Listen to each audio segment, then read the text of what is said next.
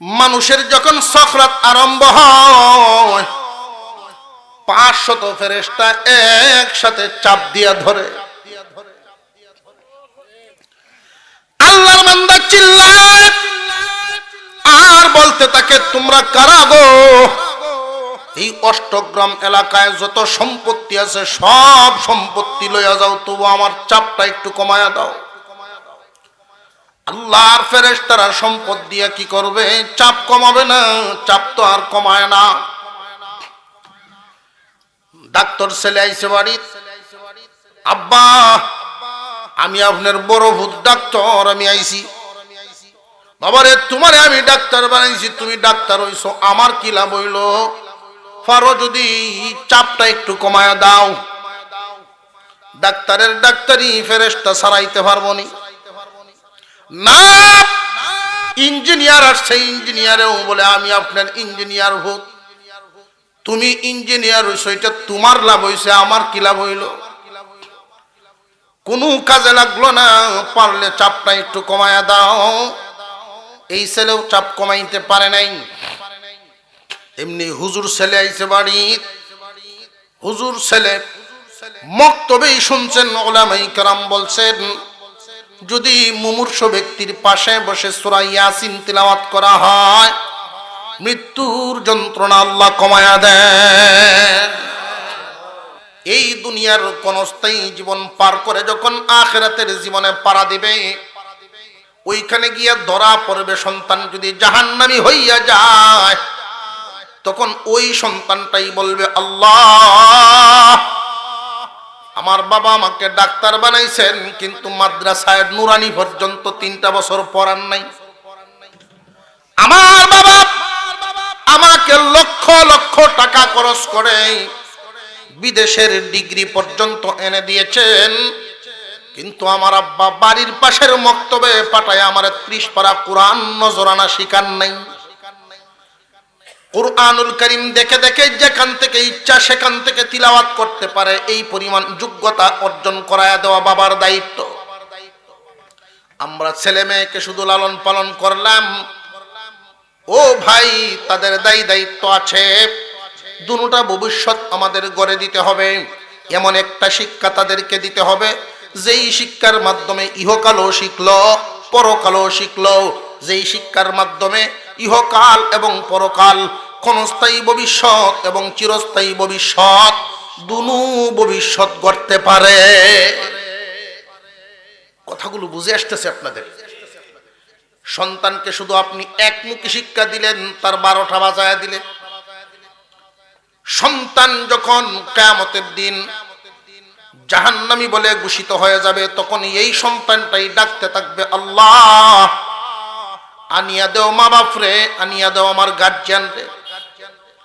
এই গার্জিয়ানের উপরে পাড়া দিয়া তারপরে আমি জাহান্নামে ঢুকবো। নাউযুবিল্লাহ।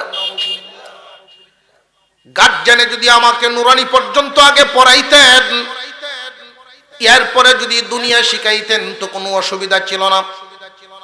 একটা বাচ্চা যদি 3 বছর পর্যন্ত নুরানিতে পড়ে, তার এই সময়টা তো আর নষ্ট হচ্ছে না। খুব ভালো করে বুঝবেন, 3 বছর একটা বাচ্চা যদি নুরানিতে পড়িয়া যায়, এইখানে শুধু যে আরবি শিক্ষা দেওয়া হয় এমন নয়। উলামায়ে কেরাম এই সিলেবাসটা করেছেন অত্যন্ত সুচিন্তিত ভাবে। 3টা বছর একজন মুসলমানের স্বপ্ন হলো তার ছেলেকে বড় করে সে ডাক্তার বানাবে। উলামায়ে কেরাম এমন ভাবে সুচিন্তিত ভাবে সিলেবাসটা করেছেন, ডাক্তার বানানোর স্বপ্নটা যেন তার নষ্ট না হয়, ইঞ্জিনিয়ার বানানোর স্বপ্নটাও যেন তার নষ্ট না হয়, এমন ভাবে সিলেবাসটা করিয়াছে। 3টা বছর মক্তবে নুরানিতে যদি পড়ে, ওইখান থেকে বাহির করে নিয়ে স্কুলে ক্লাস 4-এ ভর্তি করতে পারবে। এই যে ক্লাস 4-এ নিয়ে ভর্তি করবে, বাংলা ইংরেজি অঙ্ক কোনোটাই সে কম পারবে না। রেগুলার ছাত্র যারা থাকবে এর চাইতে বেশি পারবে মুসলমানের এই সন্তানটা, যেটা নাকি নুরানিতে পড়িয়া গেছে। বরং কয়েকটা জিনিস খুব ভালো করে বুঝবেন। 1 নাম্বার, সে যে দিন শিকার তার উপরে জরুরি ছিল, মুসলমানের সন্তান হিসাবে যতটুকু দিন শিখা দরকার এতটুকু দিন সে শিখে ফেলল। 2 নাম্বার, নুরানিতে পড়ানোর কারণে তার যে হাতের লেখা হয়, স্কুল লেভেলের কলেজের মানুষ পর্যন্ত তার লেখা ইসা দেখবে। এগুলো আমরা পরীক্ষিত, আমরা প্র্যাকটিক্যাল দেখতেছি। আমরা এখানে যারা আছি খুব ভালো করে বুঝবেন, আজকের থেকে একটা নিয়ত করবেন, বিশেষ করে যুবক ভাই যারা আছেন, আমরা আমাদের সন্তানদেরকে প্রথমে নুরানিতে 3 বছর পড়ায়া এরপরে অন্য লাইনে নিব। কথা বুঝে আসছে নাকি?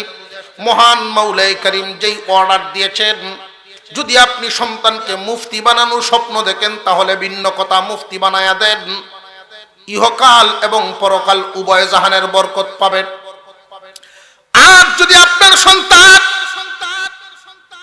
3 বছর পর্যন্ত পড়াশোনা করার পরে অন্য লাইনে চলে যায়, নামাজটুকু শিখলো না শিখলো না, আমরা এখানে যারা আছি খুব লক্ষ্য করে বুঝবেন, প্রাইমারি স্কুলে যখন বাচ্চারা পড়াশোনা করে, ক্লাস 5-এ যারা পরীক্ষা দেয়, 100 ছেলে মেয়ে যদি ক্লাস 5-এ পরীক্ষা দেয়, ম্যাট্রিক পর্যন্ত যাইলে দেখবেন এই 100 পুরাপুরি নাই, অনেকগুলো কমে গেছে।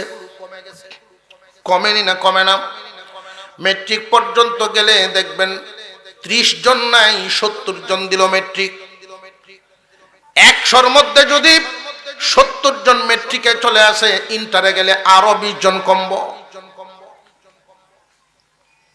ইন্টারমিডিয়েট পরীক্ষা দিল 50 জন, ডিগ্রি পর্যন্ত গেলে ওইখানে গিয়ে দেখবেন আরো 20 জন কমে গেছে। চাকরি করার মতো মন মানসিকতা প্রত্যেকেরই থাকে, কিন্তু 30 জন ডিগ্রিধারী মানুষ যখন চাকরি করার জন্য চেষ্টা করে, 30 জনের 30 জনে চাকরি পায় না, পায় মাত্র 10 জন। এই 10 জন যে চাকরি পাইলেন, 100 যে প্রাইমারি পরীক্ষা দিছেন, মনে আসেনি? 100 ছেলে মেয়ে একসাথে প্রাইমারিতে পরীক্ষা দিল। গার্জিয়ানদের ইচ্ছা ছিল দুনিয়া শিখানো, কিন্তু দুনিয়া শিকার ক্ষেত্রে দুনিয়াতে কামিয়াব হইল তারা, সরকারি চাকরি পাইল যারা। মাত্র কয়জন? 10 জন। বাকি 90 জনের হালতটা একটু খুঁজিয়া দেখেন। এই 90 জন তো সরকারি কোনো চাকরি পায় নাই। এখন এই যে মাদ্রাসায় কিছুদিন না পড়ার কারণে, শুধু স্কুল একমুখী পড়াশোনা করার কারণে এই 90 জন দুনিয়া তো পাইলই না, দিনের অবস্থা তাকায়া দেখেন, দিনও পাইল না। দিনও গেল, দুনিয়াও। আর এই যে 10 জনে সরকারি চাকরি পাইছে, এরা কি এই 10 জন কি দিন দুনিয়া দুটোটা পাইছে না শুধু দুনিয়া পাইছে? শুধু দুনিয়া পাইছে। পক্ষান্তরে আর একটা উদাহরণ পেশ করি, এটা তো শুধু একমুখী পড়ার কারণে। একটা বাচ্চাকে আপনি 3 বছর পর্যন্ত নুরানিতে পড়ায়া স্কুলে নিয়ে গেলেন, ম্যাট্রিক পর্যন্ত পড়িয়ে সে আর পড়লো না, পড়া বাদ দিয়ে দিল। এই বাচ্চাটা মসজিদে গেলে নামাজ কি কারোর কাছে জিগায়া শিখন লাগবো না? তার শিখা আছে। যদি আপনার এই বাচ্চা ইন্টার পাস করে, ডিগ্রি পাস করে, বা সরকারি চাকরিজীবীও হইয়া যায়, দিনও পাইল, দুনিয়াও পাইল। আর যদি দুনিয়া সে নাই পায়, দুনিয়া পাইলই না, কোনো একটা ছোট্ট ব্যবসা করে, পান দোকান চালায়, কিন্তু এরপরেও নুরানিতে ছোট্টবেলায় তারা 3টা বছর পড়ানোর কারণে, আপনি দায়িত্ব পালন করার কারণে, তার আখিরাতের যে ভবিষ্যৎ, চিরস্থায়ী ভবিষ্যৎ গড়ার যেই সামান আছে, নামাজ, রোজা, ওযু, গোসল, এই সামান অর্জন করার ক্ষেত্রে কারোর কাছে জিজ্ঞাসা করা লাগবে না। আপনার সন্তানকে আপনি দিন শিখাইয়া দিলেন, যদিও উচ্চ ডিগ্রি হাসিল করিয়া দুনিয়া লাভ করতে পারে নাই, ব্যবসা করিয়া সংসার চালায়, কিন্তু 3টা বছর নুরানিতে পড়ানোর কারণে আপনার সন্তানটা আখিরাতের শিক্ষা অর্জন করার কারণে আখিরাতের সামান কামাইতে তার লস হবে না। বেশিরভাগ মানুষ নামাজ পড়ে না, সমাজে বেশিরভাগ মানুষ নামাজ পড়ে না। পড়ে না কারণটা সে জানে না। না জানার কারণে বেশিরভাগ মানুষ নামাজ পড়েই না। নামাজ যদি জানে, জানিয়ে রাখবেন জানাটায় তারে টানে, জানলে কিন্তু জানায় কিন্তু তারে টানে। যে জানে জানায় তারে টানে, যে জানে না ধাক্কা দিলেও যায় না।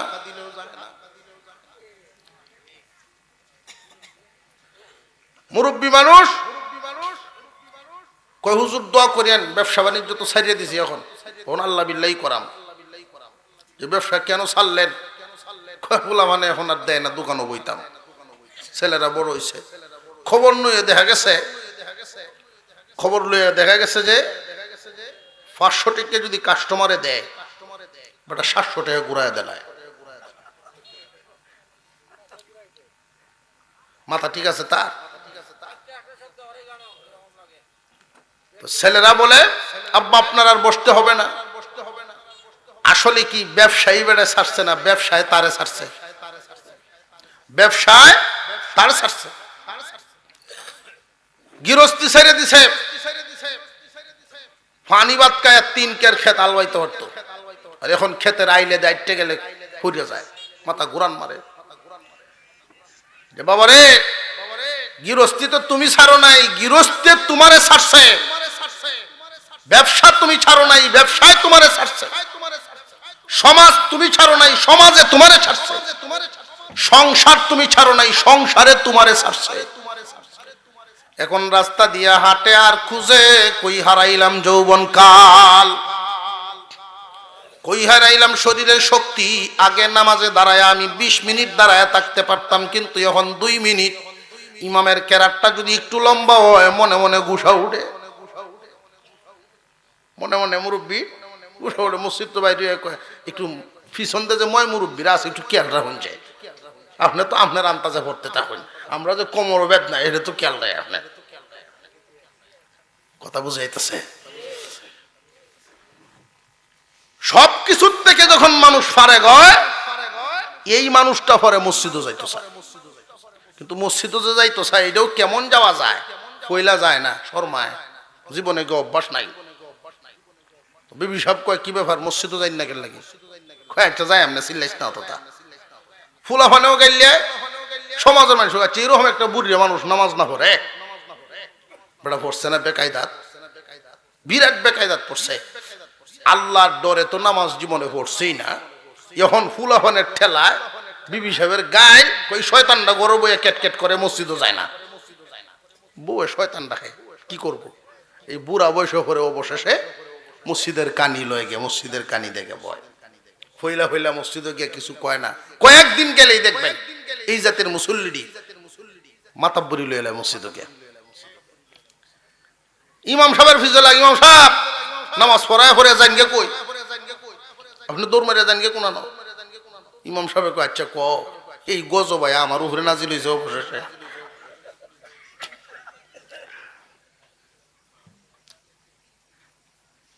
এক ইমাম সাহেব উনি বয়ান করতেছেন, নামাজীদের উপরে আল্লাহর রহমত নাজিল হয়, নামাজীদের উপরে আল্লাহর রহমত নাজিল হয়, এতে আপনাদের কোনো সন্দেহ আছে? ইমাম সাহেব শুক্রবারে এই বয়ানটা করতেছে।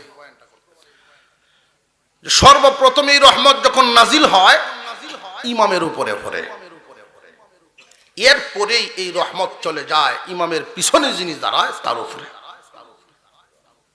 এই বেড়ায় হুন্যা এই মনে মনে চিন্তা করলে তাহলে এই জায়গাটা লোনের দরকার। কিছু কিছু মসজিদে সফর করলে অভিজ্ঞতা হয়, কিছু কিছু মসজিদে মুয়াজ্জিন কেউ ইমামের পিছে দাঁড়ানি লাগেন দেয় না। যত বড় হুজুরেই যাক জায়গা ছাড়তো না, রহমত লইব। রহমত লইলে এই জায়গা দাঁড়ানোর একটা যোগ্যতার দরকার আছে না? কেমন যোগ্যতা? নামাজ পড়ানোর মতো যোগ্যতা। ইমাম সাহেব নামাজ পড়াচ্ছেন, ওনার সমস্যা হইতেই পারে, যদি সমস্যা হয়ে যায় বাকি নামাজটুকু শেষ করবেন পিছনের উনি নায়েবের মতো, প্রতিনিধির মতো। বড় বড় মুফতি সাহেব গেল বেটা জায়গাটা ছাড়তো না, বেটা নিশা লাগিয়ে বললো এই জায়গা দখল করবো। বাসাত গিয়ে কয় বেআই যে একটা জায় নামাজ দিছি না আমারে, যে বলে নামাজ ভরতো না, এই সময় যায় নামাজটা দিয়েছেন গরু তুললে তুইছে বউ এই জায়গায় যায় নামাজ তুমি এখন কি করতা 3 দিন হয়েছে মসজিদে গেছ কয়েকটা জায়গা দখল করা জায়গা দখল করো জীবন ভর মানুষের জায়গা দখল করছো সিম টেলছো বাড়ির সিম টেলাও ক্ষেতের সিম টেলাও এখন মসজিদকে কি তা দখল করতা তুমি তুই বুঝতে না দে যায় নামাজটা আল্লাহর ঘরে যায় নামাজ যদি কেউ বিছাইতে চায় এটারও মাসালা আছে আল্লাহর ঘরের জায়গা কেউ দখল করতে পারবো না যায় নামাজ বিছাইতে পারবেন শীত আসতেছে অনেকেই যায় নামাজ বিছাইব নিয়া নিয়ত কিন্তু রাখতে হবে আপনার আগে যদি কেউ এখানে বসে যায় তারে তুলতে পারবেন না এই বেটার যায় নামাজ যদি কেউ কে বই ওরে এই বেটা গুথা গেলে এই মেয়া দেখো না যায় নামাজটা বিছাই তুই দেখো না তুমি তুললে দেয় বেটা তুই একদিন ইমাম সাহেবের ফেস লাগিয়ে হইল নামাজ তো ইমাম সাহেব 8টা বাড়াইছেন ফিসে তো যারে ভাইছে তো ধরছে তো এই বেড়া রে দহলুর বেড়া সামনে টানে বেড়া ফিসে টানে 2-3 টান দেওয়ার পরে নামাজের নিয়ত ছাড়িয়ে দেয় আপনি আমার এটা নন আমি তো জানি না কিস্তায় সব মানুষের নিয়ত ছেড়ে দিচ্ছে আপনি জানেন না তো এই জায়গায় দাঁড়ালেন কেন জানেন না এই জায়গাটা কার আমি তো আইসলাম বাবা রহমতের আশা এরকম গজব হইব আমি জানলে আইলাম হয় না এই কথাগুলি বলা লাগে এই কারণে সমাজে কিছু মানুষ বেবুঝ মানুষ আছে যেখানে বইবার না হেনকে বই থাকে কথা বুঝে আসতেছে আপনাদের এগুলো দরকার এই জায়গাটা একজন জান্নেওয়ালা লোকের জন্য কথা ঠিক আছে কিন্তু এই লোকটা যদি নুরানিতে পড়া থাকতো তাহলে কি আর অসুবিধা ছিল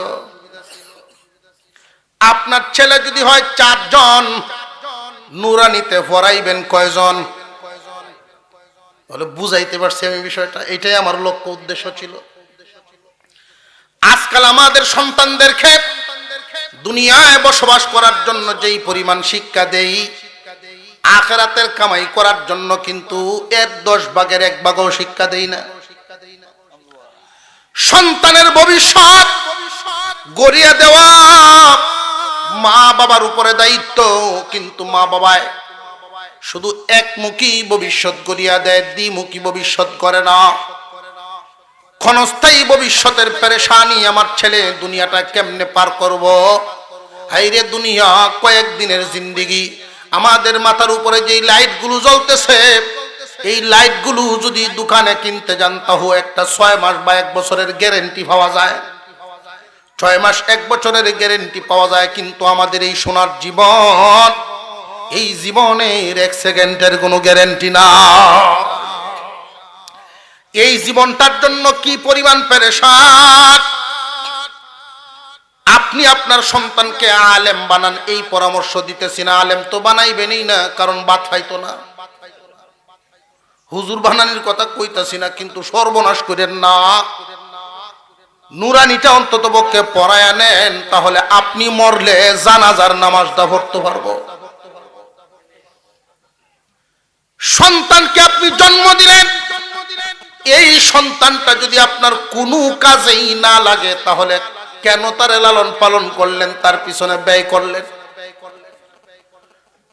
মুরব্বী মানুষ গ্রামের একজন মুরব্বী মানুষ ওনার ছেলে সন্তান হইল 3 জন কয়জন 3টা ছেলে উনার এই 3 ছেলের মধ্যে একজন খুব দেখতে শুনতে সুঠাম দেহের অধিকারী সুন্দর বাপে নিয়ত করছে যাই ছেলেটা একটা অফিসার হইতারবো এই ছেলেটারে দিস স্কুলে একমুখী শিক্ষায় শিক্ষিত করলো বড় হইয়া হইছে ডাক্তার লস হইছে না লাভ হইছে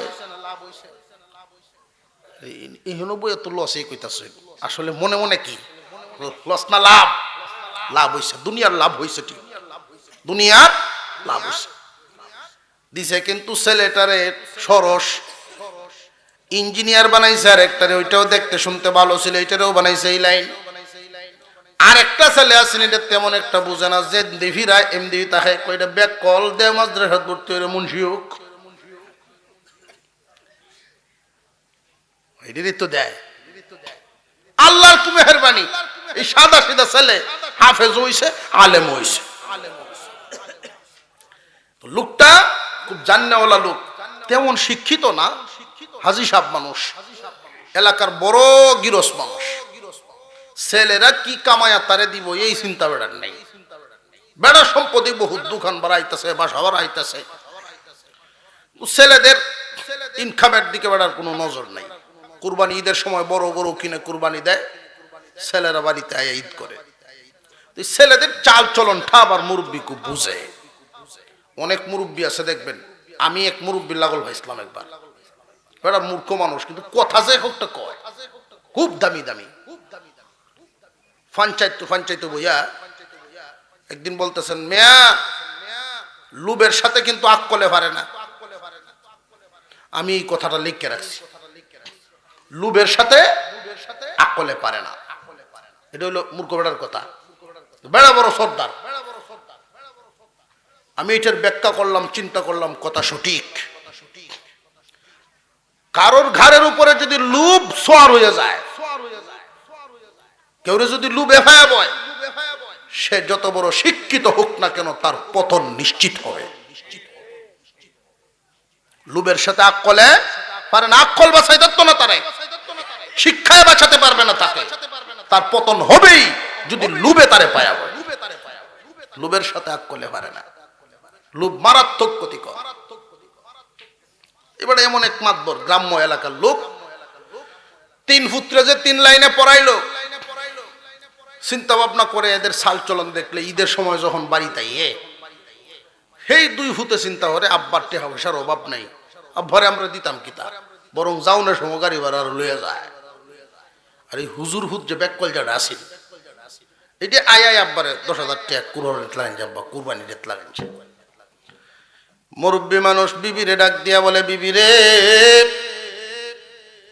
সন্তান তো 3 জন, কিন্তু ওইটাই টাকা কেন দেয় জানোনি? যে বেকল ফুত, যে না না আসল কারণ কি জানোনি? ওই বেকল ফুতে এমন লাইনে পড়াশোনা করছে, বেকল ফুতে জানে যে কুরবানি একটা ইবাদত, আর সেই 2টা জানে কুরবানি হইল গুস্তু খাওয়ন। কথা বুঝাইছে? এই 2টা জানে কুরবানি গুস্তু খাওয়ান, এই জন্য শরীক হয় না। আর এই হুতে জানে এটা একটা ইবাদত, ইবাদতে শামিল হইতে চায়। গরু সুর, এলাকার নাম করা গরু সুর। কুরবানি ঈদের পরের দিন বেওয়াই আইসে বাড়িতে বেড়াইতো, বেওয়াই গরু কত দেন ছিলেন, আপনি জানেন না আমি কি করি? কুরবানি দেও, হ্যাঁ কুরবানি গরু চুরি এনে দিচ্ছে। কোথায় কি লাভ হইল? লাভ যে হইতো না এটা তো আমি জানি। গরু চুরি উঠছি, গুণা হইছে, কুরবানি দিছি সওয়াব হইছে, সওয়াবে গুনায় সমান, মাঝখানে আমি বস্তুটা খাইলাম, বেটা হিসাব মিলাইছে। নাউজুবিল্লাহ কইতেন না। একমুখী শিক্ষা হাসিল করব, এই জাতের হিসাব মিলাই। কথা বুঝে আসতেছে? قال النبي صلى الله عليه وسلم إن الذي ليس في جوفه شيء من القرآن كالبيت الخريب। আল্লাহর নবী বলেন হাদিস শরীফে, যার ভিতরে কোরআনের কোনো অংশ নাই তার ঘরটা হলো মানব শূন্য ঘরের মতো, তার ভিতরটা মানব শূন্য ঘরের মতো। কোন একটা বাড়ি 1 কোটি টাকা খরচ করে বাড়ি বানাইছে, সব থাকে লন্ডন, 5 বছর 10 বছর পরে আসে, আইসা যখন দরজা খুলে, তালা খোলার পরে এই ঘরটা কি যেমন রেখে গেছিল এমনই থাকবো? ব্যাং থাকবো, ইঁদুর থাকবো, শিকা থাকবো, থাকবো না থাকবো না, বহু প্রাণীর বসবাস। আল্লাহর নবী এটাই বুঝাইছেন, যদি তোমাদের ভিতরে কোরআনের কোনো অংশ ঢুকাইতে না পারো, তোমাদের ভিতরটা হবে বিরান ঘরের মতো, শয়তান বিভিন্ন রূপ ধরিয়া তোমার ভিতরে বসবাস করব। সন্তানের ভবিষ্যৎ নষ্ট করে দিবেন না, একমুখী চিন্তা ভাবনা করায় সন্তানের ভবিষ্যৎ নষ্ট করে দিবেন না। এই লোক করলো 3 ফুট তো তাকে 3 জন শহর, একজন মসজিদের ইমামতি করে মাদ্রাসাও চালায়, এই যে বেকল হুদ যেটা, আর আরেকজন ডাক্তার আর একজন ইঞ্জিনিয়ার। কয়েকে দেখি আই বড় ছাতি ব্যাগ ট্যাগ লইয়া ওই ঘুরিয়ে গাড়িয়ে দেখি আই এরা কোন হালতে আছে। হাজি সাহেব হইলাই গেছে ইঞ্জিনিয়ারের বাসা, গিয়া দেখে তার ইনকাম হইল মাত্র 3 লাখ, এর দরকার 6 লাখ।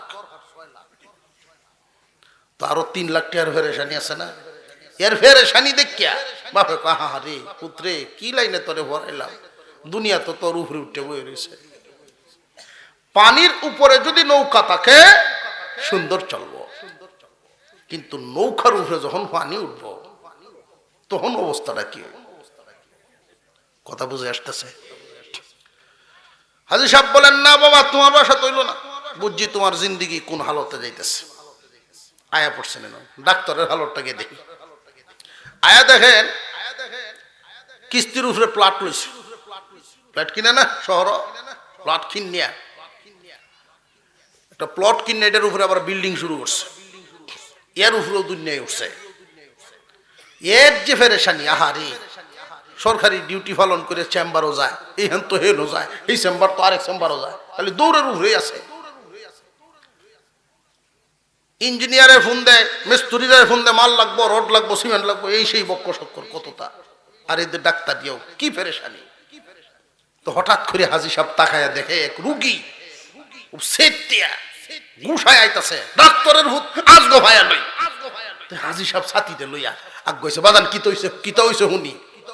এবারে যে ডাক্তারের বাপ হইতে আর কয়টা কিতা হইছে হুনি কয়, মুরব্বী দেখেন কামটা যে করছে, আমি 2 কের খেত বন্ধক দিয়ে আইছি চিকিৎসা করাইতাম, আর আমার প্রেসক্রিপশনে লিখে দিছে 100 বস্তা সিমেন্ট একটা ওরে দিন 3 বার,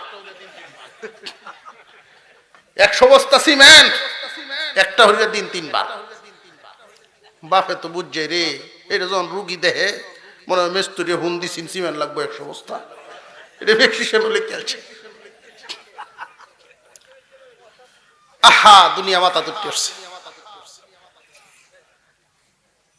মুসলমান ইমানদার ভাইরা আমার, সন্তানকে পড়াশোনা করাইবেন একমুখী না 2 লাইন?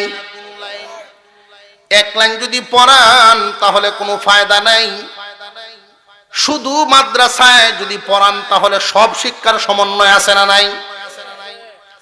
আপনার সন্তানকে যদি আপনি মাদ্রাসার লাইনে পড়াইতে পারেন, লাভ কি লাভ কি খুব ভালো করে বুঝবেন। মানুষের যখন সফরাত আরম্ভ হয় 500 ফেরেশতা একসাথে চাপ দিয়া ধরে, আল্লাহর বান্দা চিল্লায় আর বলতে থাকে, তোমরা কারা গো? এই অষ্টগ্রাম এলাকায় যত সম্পত্তি আছে সব সম্পত্তি লইয়া যাও, তবু আমার চাপটা একটু কমায়া দাও। আল্লাহর ফেরেশতারা সম্পদ দিয়া কি করবে? চাপ কমাবে না, চাপ তো আর কমায় না। ডাক্তার ছেলে আইছে বাড়ি, আব্বা আমি আপনার বড় ভূত ডাক্তার, আমি আইছি। বাবারে তোমারে আমি ডাক্তার বানাইছি, তুমি ডাক্তার হইছো, আমার কি লাভ হইল? পারো যদি চাপটা একটু কমায়া দাও। ডাক্তারের ডাক্তারি ফেরেশতা সারাইতে পারবো না। ইঞ্জিনিয়ার আসছে, ইঞ্জিনিয়ারেও বলে আমি আপনার ইঞ্জিনিয়ার ভূত, তুমি ইঞ্জিনিয়ার হইছো, এটা তোমার লাভ হইছে, আমার কি লাভ হইল?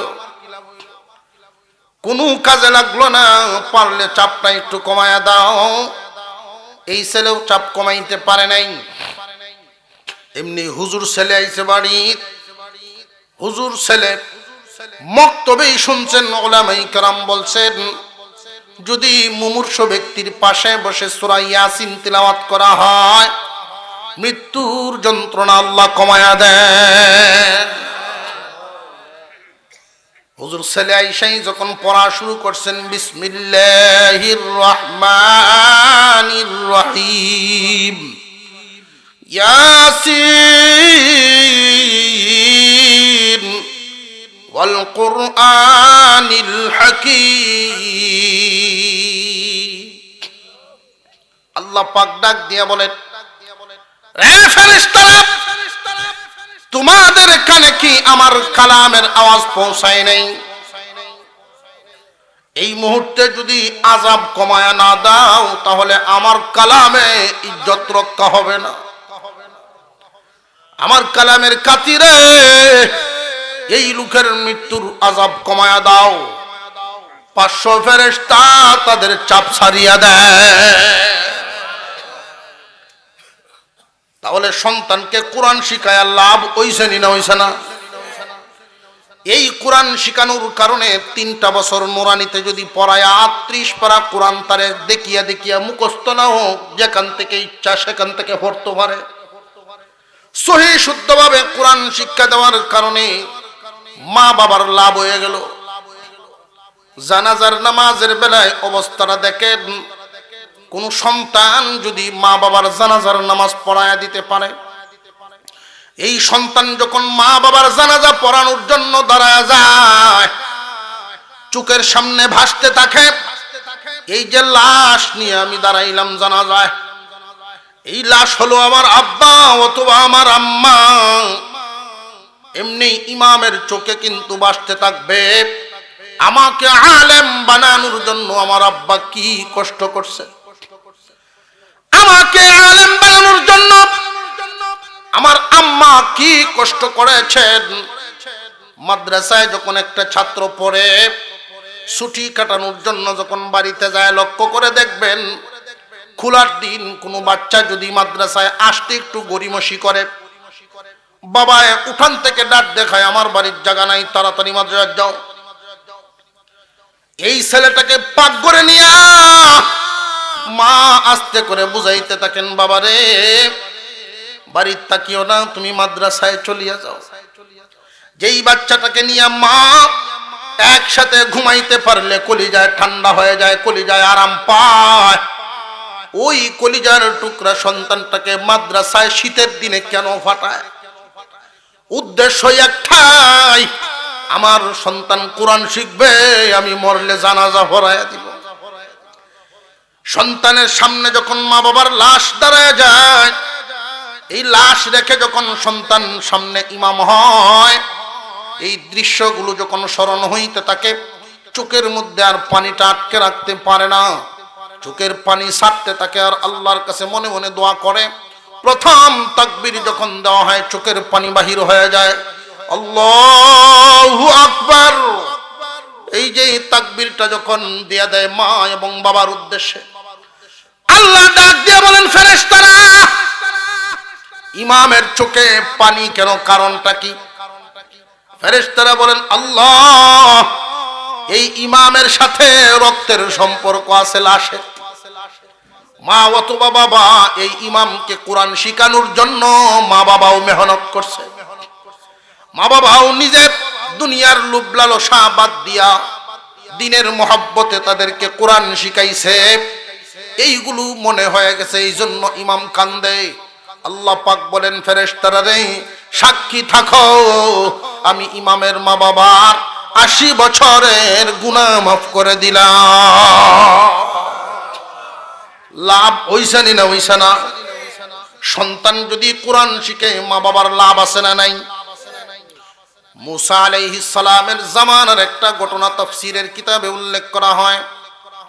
মুসা আলাইহিস সালাম আল্লাহর সাথে কথা বলার জন্য যাচ্ছেন, যাওয়ার পথে দেখলেন একটা কবরে বড় আযাব হয়,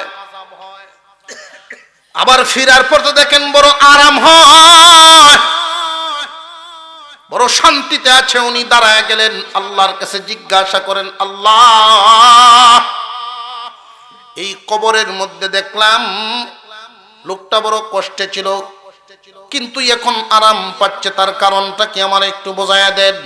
আল্লাহ পাক রব্বুল আলামিন বলেন, ও মুসা, এই যুবক যখন দুনিয়াতে ছিল আমার নাফরমানির কারণে তার আমল নামা গুনাহে বাড়ি হয়ে গিয়েছিল, কবরে আসার পরে তার জন্য আযাব নির্ধারণ করে দেওয়া হলো, কিন্তু একটা কাজ করছিল ভালো, স্বামী স্ত্রী দুইজন একসাথে সংসার শুরু করেছিল, বাচ্চা আসছে বিবির পেটে, এই বিবিকে সে বলছিল, বিবি রে যদি আমার ছেলে হয় তাহলে আমি মাদ্রাসায় পড়াবো, আমার যদি ছেলে হয় তাহলে আমি মাদ্রাসায় পড়াইমু। এই কথা বলিয়া সে নিয়ত করছে। সন্তানের মুখ দেখতে পারে নাই, দুনিয়ার থেকে বিদায় হয়ে গেছে। কবরে আযাব দেওয়া হচ্ছিল, কিন্তু আজকে সেই বাচ্চাটা 5-6 বছর বয়স হয়ে গেছে। ওই বাচ্চাকে তার মা আঙ্গুলে ধরে ধরে নিয়ে মাদ্রাসায় ভর্তি করে দিছে। এই বাচ্চাটা যখন সর্বপ্রথম সবকটা যখন পড়া শুরু করে দেয়, বিসমিল্লাহির রহমানির রহিম, মুসারে বলো দেখি, যার বাচ্চায় আমাকে রহমান এবং রহিম বলতেছে, আমি আল্লাহকে যার বাচ্চাটায়, যার সন্তান আমাকে রহমান রহিম বলিয়া ডাক মারে, আমি তারে কেমনে আযাব দেই? এই জন্য আমি আল্লাহ আযাবের ফেরেশতা বদলায় আর রহমতের ফেরেশতা নাজিল করে দিলাম। সন্তানকে কোরআন শিক্ষা দেওয়ার দরকার আছে না নাই? বাচ্চাদের মধ্যে একটারে দিলেই না ছেলে মেয়ে সবগুলোরে? কোন রকম না 3 বছরের নুরানি, 3টা বছর পর্যন্ত যদি নুরানি পড়াইতে পারেন তাহলে মাসআলা মাসাইল নিজের শিক্ষাটা নিজে অর্জন করতে পারবে, নিজের শিক্ষাটা নিজে অর্জন করতে পারবে। নামাজ কেমনে পড়া লাগে এই প্রশিক্ষণ এখানে 3 বছরের ভিতরে দেওয়া হয়। যদি কোনো কারণে মসজিদে ইমাম সাহেব না থাকেন, এই মসজিদে তাৎক্ষণিক নামাজ পড়ানোর মতো যোগ্যতা তার থাকে, সহি শুদ্ধভাবে কোরআন শিক্ষা দেওয়া হয়। অনেক মানুষের ধারণা হয় এমন, হুজুর আমার ছেলের যে স্কুলে পড়াইলাম তার ইসলাম তো সে শিখছে, বাংলা বই পড়িয়ে পড়িয়ে অনেকেই আছেন সূরা মুখস্থ করছে। আপনারাই নিজেরাই বলেন আপনার তিলাওয়াত মাদ্রাসায় পড়ুয়া ছাত্রের মতো হবে? কখনো নয়। আমরা ভাই এই অভিজ্ঞতা অর্জন করি, আপনাদেরকে এই কথাগুলো বলি। জিন্দেগি খাটায় দিছে, তাব্বাত ইয়াদা আবে লাহাবে ওয়া তাব্বে, মায়া আগে না পড়ে।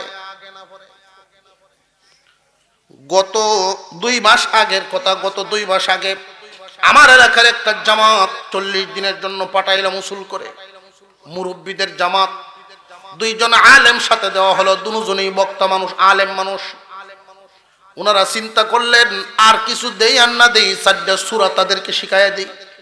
কারণ নামাজ নষ্ট হওয়ার যত শর্ত আছে এর মধ্যে 1 নাম্বার কারণ, নামাজে যদি কেউ ভুল তেলাওয়াত করে, অশুদ্ধ তেলাওয়াত করে, নামাজে অশুদ্ধ তেলাওয়াত করলে নামাজ ভঙ্গ হয়ে যায়, নামাজ হয় না।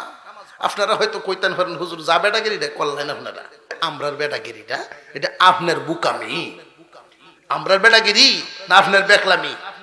আপনার বেকলামি আপনি করলেন না কেন? আপনার আব্বার বুকামি আপনার আব্বাই পড়াইলো না কেন? নুরানিতে যদি 3টা বছর আপনি পড়ে ফেলতেন তাহলে আমি আপনার সামনে এই বেটাগিরি করতাম পারলাম না, আমি বলতে পারতাম না যে আপনার নামাজ হইতো না, এটা কইতাম। এই 2 জন মুরব্বী, 2 জন আলেমকে যে জবাবটা পাঠাইলাম, তারা ভিডিও করে আমার মোবাইল ওইটা হনো রয়েছে, রাখছি, আমি মাঝে মাঝে দেখি আর আসি। তাব্বাত ইয়াদা আবি যে সূরা পড়াইতেছে, হাম্মালাতাল হাতবার পড়াইতাল না, হাম্মালাতাল ফাকাল কয়, উচ্চারণ আর করাইতাল না। অনেক টান্নে টুন্নে বাউসা করে একটু জায়গা টানে, আবার গুরান দিতেই পরিষ্কার, আবার জায়গা। অনেক মসজিদের ইমাম সাহেব তারা চেষ্টা করেন মুসল্লিদেরকে কয়েকটা সূরা মুখস্থ করায় দেওয়ার জন্য। সপ্তাহ 15 দিন পর্যন্ত মস্ক করা ইমাম সাহেব, 8-10 জন মুসল্লি তারাও ভরতাছে, সাথে সাথে ভরতাছে। ইমাম সাহেব যদি কয় চা আগামী ওয়াক্ত আমি হুনাম কেলা কি পরিমাণ ফারুন তে, এরপরের ওয়াক্ত ইমাম একলাই নামাজ পড়ানো লাগবো, কোনো মুসল্লি আর আইতো না, গেলেই ধরবো। এই জন্য ভাই কাঁচা থাকতে না নুয়ালে বাস, পাকলে করে টাস টাস, মুরব্বীদের কথা এটা। কাঁচা থাকতে না নুয়ালে বাস, পাকলে করে টাস টাস। ছোটবেলায় যদি বাচ্চাটাকে আপনি না পড়ান, বড় হইলে আর ওই জায়গায় হবে না। ছেলে হোক মেয়ে হোক ইসলামী নিয়ম নীতি মানা শুধু বুড়া হইলে দরকার না, বালেগ হওয়ার পরেই। বালেগ হওয়ার পরেই যে নামাজ কালাম শুরু করব, শিখলে না শিখলে।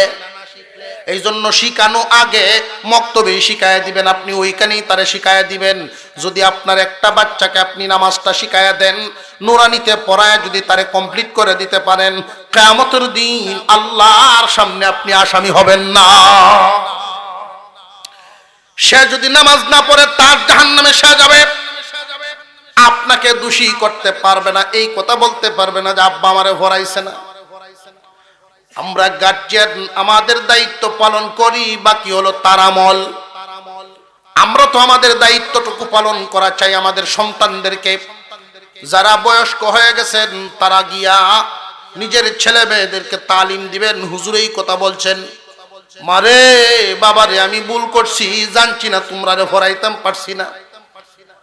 তোমরা তোমাদের বাচ্চাগুলোরে পড়াইবা। আপনার একটা কথার কারণে যদি আপনার বংশধরের মধ্যে কোনো হাফেজ আলেম হইয়া যায়। قال النبي صلى الله عليه وسلم من قرأ القرآن فاستظهره فأحل حلاله وحرم حرامه أدخله الله الجنة وشفعه في 10 من أهل بيته كلهم قد وجبت له النار। আল্লাহর নবী বলেন হাদিস শরীফে, কোন মানুষ যদি কুরআনুল কারীমের হাফেজ হয়, এই হাফেজদেরকে আল্লাহ মর্যাদা দিবেন হাসরের মাঠে। কি মর্যাদা? একজন কোরআনের হাফেজ 10 জন জাহান্নামীর জন্য দোয়া করতে পারবে। যেই 10 জনকে জাহান্নামের সাজা ঘোষণা হয়েছে, এই দুনিয়ার জমিনে জেলখানাগুলোর মধ্যে সমস্ত আসামির কি সাজা সমান না বেশ কম আছে? বেশ কম হয় কেন? অপরাধে বেশ কম, যার অপরাধ যেমন সাজাও হয়। আল্লাহর নবী বলেন সাজা ঘোষণা হয়েছে, কেউ 500 বছর জ্বলবো, কেউ 1000 বছর জ্বলবো, কেউ 1 লাখ বছর জ্বলবো। যে হুজুর 1 লাখ বছর আছে এরকম কেউ? যে 1 লাখ বছর থাকতো না কেন? এক ওয়াক্ত নামাজ না পড়লেই তো 2,88,00,000 বছর। এক ওয়াক্ত নামাজ না পড়লেই 2,88,00,000 বছর এক হুকমা। এই পরিমাণ সাজা বুক করা হয়ে গেছে, রায় হয়ে গেছে, তার সাজা এই পরিমাণ। যদি কোন কোরআনের হাফেজ তার জন্য সুপারিশ করে বসে, এই হাফেজের মর্যাদার খাতিরে আল্লাহ পাক ওই রকম সাজা প্রাপ্ত 10 জন আসামিকে মাফ করিয়া দিবেন। 10 জন আসামি। কারা কারা হবে? এই কারা কারা হবে? এর মধ্যে 1 নম্বরে বাবা, মা, দাদা, দাদি, নানা, নানি, শ্বশুর, শাশুড়ি। বাকি রইল আরো কয়জন? আর যে 2 জন রইল, যাদের সহযোগিতায় আল্লাহর কালাম মুখস্থ করে লজিং থাকে না থাকে না, রক্তের কোনো সম্পর্ক নাই, আত্মীয়তার কোনো সম্পর্ক নাই, এরপরেও একটা ছাত্ররে খানা খাওয়ায়া কোরআন মুখস্থ করার সুযোগ দেয়, কোরআন শিকার সুযোগ করে দেয়। এই জন্য আল্লাহ তারে এই মর্যাদা দিবেন। যে হুজুর বিবি সাহেব কি যাইতো না, যে এটা তো সাথে আছে, ওই এলা তো সাথে আছে, ওইলা তো সুপারিশ লাগে না, এলা তো সাথে আছে। কারণ প্রত্যেক স্বামীর আঙ্গুলে ধরে স্ত্রী হাসরের মাঠে দাঁড়াইব। আমার এক বেটায় জিজ্ঞাসেন, হুজুর জান্নাতে গেলে আমরা বাবুল্যের মা আমার সাথে যাইব? আপনার এই বাবুল্যের মা গেলে আপনার কি সমস্যা? হুরিয়ালছে হুজুর, আমার হুরিয়ালছে, রাখছে আর না, আমার রাখছে আর না, মানে এই রেলই আমি আর যাইতে রাজি না। স্বামী স্ত্রীর মহব্বতটা সাংঘাতিক ব্যাপার। আজকে মাদ্রাসার মাহফিল, এই জন্য আমি ইলমি গুরুত্বের একটা আলোচনা করতেছি। অন্য কোনো সময় যদি সাক্ষাৎ হয় ইনশাল্লাহ, স্বামীর কাছে স্ত্রীর পাওনা থাকে, স্ত্রীর কাছে স্বামীর পাওনা থাকে। কোরআন হাদিসে বর্ণিত কিছু সবক আছে, এই সবকগুলো মান্য চলতে পারলেই স্বামী স্ত্রী সংসার সুখের হয়। কিয়ামতের কঠিন ময়দান যখন আরম্ভ হবে, কুরআনুল কারীম জজের সাথে উকিল যেমনে জেরা করে, আল্লাহর কালাম এই উম্মতে মুহাম্মাদের জন্য, আপনাদের জন্য, এখানে যারা বসা আছেন আপনাদের জন্য আল্লাহর কালাম এইভাবে সুপারিশ করতে থাকবে। অনেকেই জামডি বাইরে রয়েছে, সুবহানাল্লাহ কইছে না, জবান খুলে বলেন সুবহানাল্লাহ। কেমনে হইব কইতাম নি, আল্লাহর কালাম যে কেমনে সুপারিশ করব। মহান মাওলাই কারীম লৌহে মাহফুজ কে বলবেন, লৌহে মাহফুজ, তোমার কাছে আমার কালাম ছিল, আমার কালাম, এই কালামের হেফাজত কি পরিমাণ করেছো? আল্লাহ পাক রব্বুল আলামিন বলবেন কি পরিমাণ হেফাজত করেছো? লৌহে মাহফুজ বলবে আমার কাছে আপনার কালাম হেফাজতেই ছিল, কিন্তু জিবরাইল আমিন আমার কাছ থেকে এই কালাম নিয়ে গেছে। আল্লাহ পাক রব্বুল আলামিন বলবেন জিবরাইল আমার কালাম কই, আমার কালাম দাও। কালাম মানে কি? আল্লাহর কথা। আপনি যদি কথা বলেন আর এটা রেকর্ড করা হয়, ক্যাসেট আছে না নাই? আল্লাহ পাক রব্বুল আলামিনের রেকর্ড করা কথা আল্লাহর কালাম। মহান মাওলাই কারীম আপনি আমার রব, সেই আল্লাহর কালাম। জিবরাইল আমিন বলবেন আল্লাহ আপনার কালাম লৌহে মাহফুজ থেকে নিয়া আপনার হাবিবের কাছে আমি পৌঁছায়া দিছি। হুজুর আকরাম সাল্লাল্লাহু আলাইহি ওয়াসাল্লামকে ডাক দেওয়া হবে, হাবিব আমার, আমার কালাম কই, আমার কালাম কই? আল্লাহর হাবিব ওই সময় বলবেন আল্লাহ আপনার কালাম আমার উম্মতের হেফাজতে দিয়ে আসছি, আমার উম্মতের আপনার কালামের হেফাজত করবে। আল্লাহ পাক রব্বুল আলামিন উম্মতকে জিজ্ঞাসা করতে চাইবেন, আল্লাহর হাবিব বলবেন আল্লাহ আমার উম্মতকে জিজ্ঞাসা করিয়েন না, আপনার কালামকেই জিজ্ঞাসা করেন। আল্লাহ পাক রব্বুল আলামিন ডাক দিবেন আল্লাহর কালাম, তখনই হাফেজে কোরআনদের সিনার ভিতর থেকে, হাফেজে কোরআনদের সিনার ভিতর থেকে আল্লাহর সামনে গিয়ে হাজির হবে। আল্লাহ পাক রব্বুল আলামিন বলবেন তোমার হেফাজত কারা কারা করছে? আমার হাবিবের উম্মতেরা তোমার হেফাজত কেমনে করছে? আল্লাহর কালাম বলতে থাকবে আল্লাহ আমার হেফাজত করার জন্য একদল মানুষ তাদের ছোট্ট বেলাটাকে মাদ্রাসার ফ্লোরে ঘুম পাড়ায় খাটায় দিছে, একদল মানুষ কোরআন পড়াইছেন আর একদল মানুষে কোরআন পড়ছে, আর এই দুই দলের মাঝখানে আরো এক দল আছে আল্লাহ আমাকে পড়ানোর ব্যবস্থাও করিয়ে দিছে।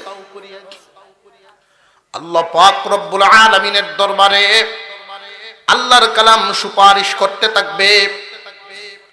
আল্লাহ পাক বলবেন যারা তোমাকে মুখস্থ করে হেফাজত করছে, ব্যাখ্যা বিশ্লেষণ করে হেফাজত করছে, কোরআনের কেউ ভুল ব্যাখ্যা দিলে সাথে সাথে প্রতিবাদ দেওয়া হয়েছে, সহি ব্যাখ্যা করিয়াছে, ওই সমস্ত মানুষগুলোর যদি ভুল তাকেও পর্দার আড়ালে বিচার করিয়া এদেরকে মাফ করা।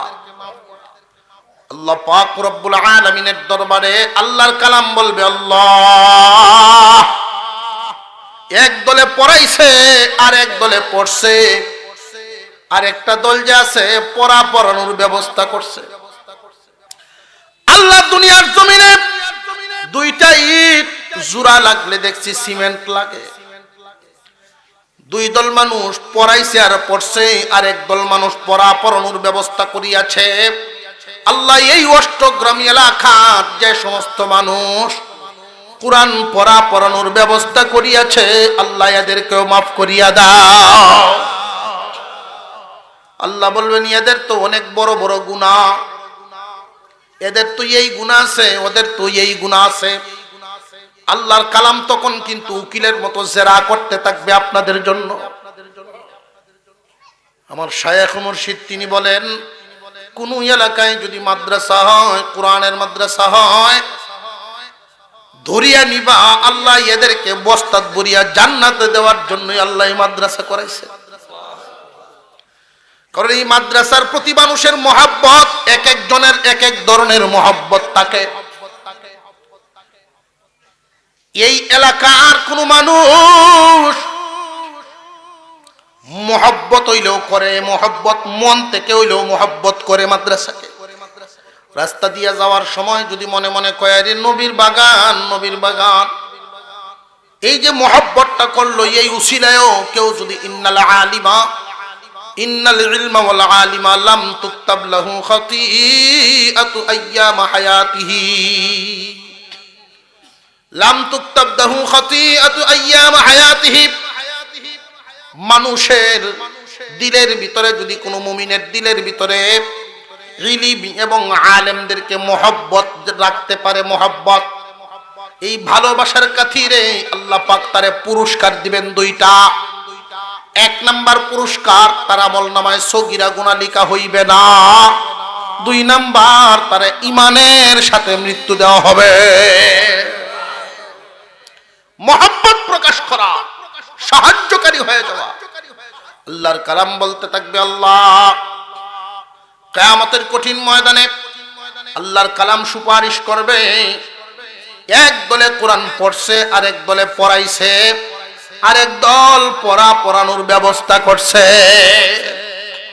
যারা পড়ছে পড়াইছে, আরেক দলে যে পড়ানোর ব্যবস্থা করলো, আল্লাহ এদেরকেও মাফ করিয়া দাও। জোরে কন্যা সুবহানাল্লাহ। হাসরের মাঠে আল্লাহর কালামের সুপারিশ আশা করি তো ইনশাআল্লাহ। আমরা কারা কারা চাই যে আল্লাহর কালাম আমার সুপারিশ করুন? আমরা চাই তো? হাত নামান। আমি 30 জন মানুষ এখানে দেখবো।